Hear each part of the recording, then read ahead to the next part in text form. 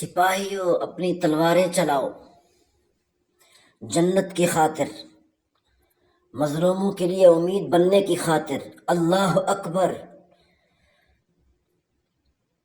علاء الدین نے اپنی تلوار سنبھالی، تمہیں خون میں نہلاؤں گا، تمہاری لاچھیں بچھاؤں گا، ان کا گوشت ان کی ہڈیوں سے الگ کر دوں گا۔ منگول سردار نے چیخ کر کہا۔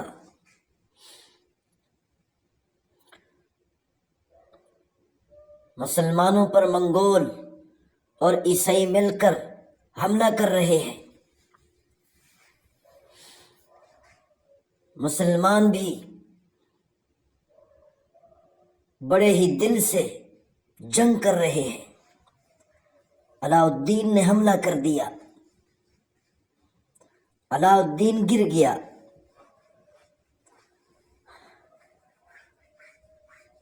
علاء الدین اور ریحان نے خنجر اس عیسائی کو مار دیا جو علاء الدین پر حملہ کر رہا تھا، اور ریحان سردار نے اپنے بھائی علاء الدین کو بچا لیا۔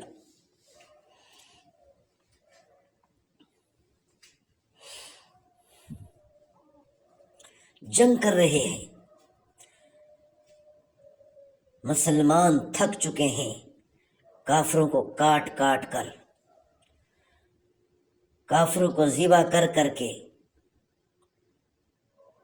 ہمارے بہت سے سپاہی شہید ہو چکے ہیں، اور بہت سے کافر بھی جن کا ٹھکانہ جہنم ہوگا۔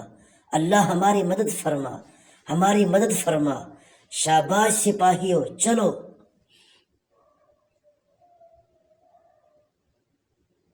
عثمان صاحب بھی اپنی فوج اور اپنے بیٹے علاء الدین اور ریحان سردار کی نصرت کے لیے پہنچ چکے،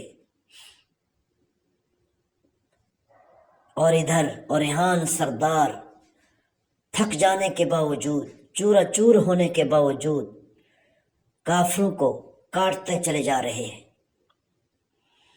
مسلمانوں نے ہمت نہیں ہاری، لڑ رہے ہیں، جنگ کر رہے ہیں، اور نہ ہی ہمت ہاریں گے۔ خوب جنگ کر رہے ہیں۔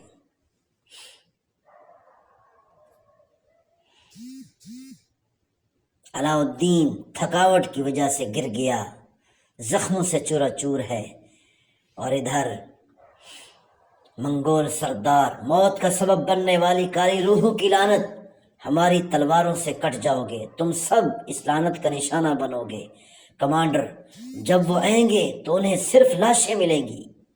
نوکرو، ہم نے جو کرنا تھا کر لیا، ہم اب پیچھے ہٹیں گے۔ منگول سردار چیخ کر اپنی فوج کو کہہ رہا ہے، کیونکہ عثمان غازی اپنی فوج کو لے کر پہنچ چکا تھا۔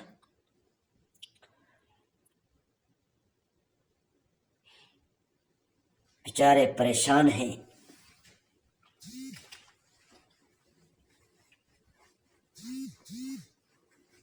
چلو چلو، منگول نے اپنی فوج سے کہا، واپس چلو۔ منگول پیچھے کیوں ہٹ رہے ہیں؟ مجھے نہیں معلوم استاد، وسلیوس نے کہا۔ اور ادھر دوسری طرف علاء الدین زخموں سے چورا چور ہو چکا ہے، زخموں کی وجہ سے زمین پر گر پڑا، زخموں سے بھی چورا چور ہو چکے، اور تھکاوٹ کی وجہ سے بھی گر گئے۔ عثمان غازی اپنی فوج کو لے کر پہنچ چکا، دیکھا بوران، زخمیوں کی مدد کرو۔ ٹھیک ہے حضور، ہر طرف لاشیں ہی لاشیں ہیں حضور۔ اور ریحان کو پکارتے ہوئے عثمان غازی نے کہا، کیا تم ٹھیک ہو؟ چلو اٹھو اٹھو اٹھو۔ کانیوماس، میرے سلطان، اس کی مدد کرو۔ یعقوب سردار، اسے لے جاؤ، کھڑے ہو جاؤ۔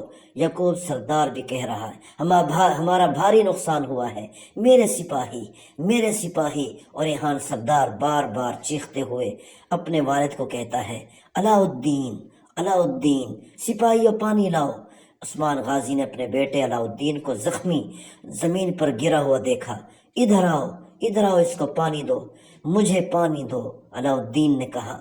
अलाउद्दीन को पानी पिलाया। अलाउद्दीन कुछ होश में आ गया।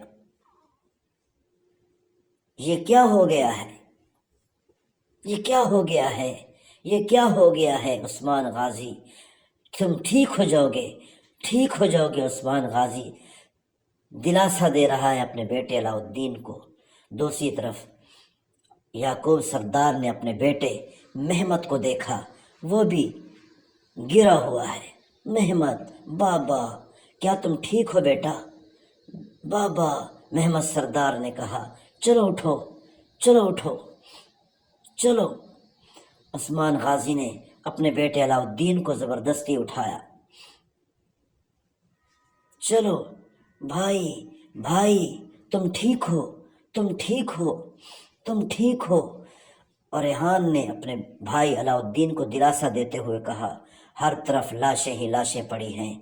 उस्मान गाजी परेशानी के आलम में देख रहा है और परेशान खड़ा है। गुरबोज, गुरबोज।